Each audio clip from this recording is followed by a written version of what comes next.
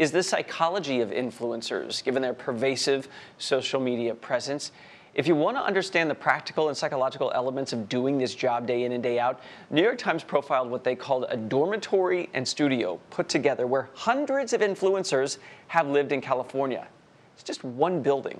It says this, quote, 1600 Vine Street, a 550-unit apartment complex in Hollywood. A scary-looking clown might be shimmying across a narrow ledge 8 floors above the sidewalk, or a young woman dangling from a balcony while a masked man wields a knife. A husky dog with pink ears, a pony, a baby monkey, and other exotic animals all call it home because their owners, the influencers, call it home. These young people are giving this their all, their future. They're trying to make it big in your social media feed because it consumes their entire lives. But how about the effect on us as consumers? Kids watch these YouTube videos all day, feeling an intimacy with their online pals or peers opening toys together. I like Justin's new jacket, even though I don't know Justin from Adam. Are we psychologically able to differentiate marketing and social attachments? How can we teach kids to be more savvy when scrolling online? Professor Kara North is an expert on influence and social media at USC, and we caught up together today on Skype. Professor North, when young people, young minds are encountering influencers online, what do you think the typical response is to that? How do they perceive it? What kids do is they find sort of like-minded opinion leaders, or, those could be people who entertain them, but in the realm that interests them. And then they follow that person and they watch their videos and they listen to them talk and they watch what they post.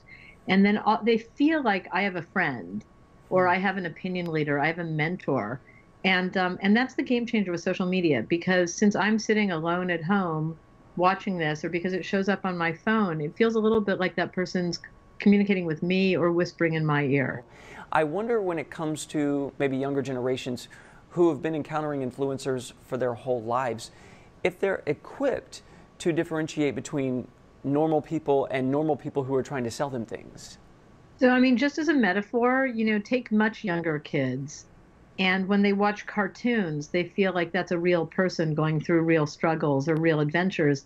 And it's only through growth and maturation that we learn the difference between entertainment and real people in our lives to begin with. And then you have to take the fact that, so when you're talking about kids, even high school kids, they're still maturing in that way.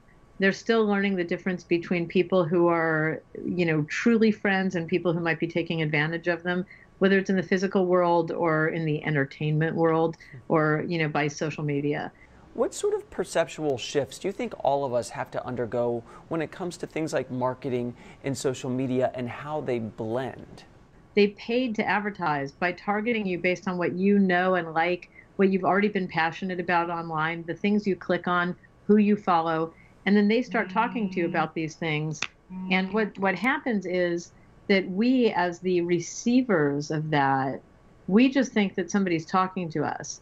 But we have to learn that, just like a commercial on TV where you know darn well that they are trying to sell you that product, we have to start realizing that when these influencers use a toy, wear clothes, or tell us to vote in a certain way, that they're probably being paid to do that.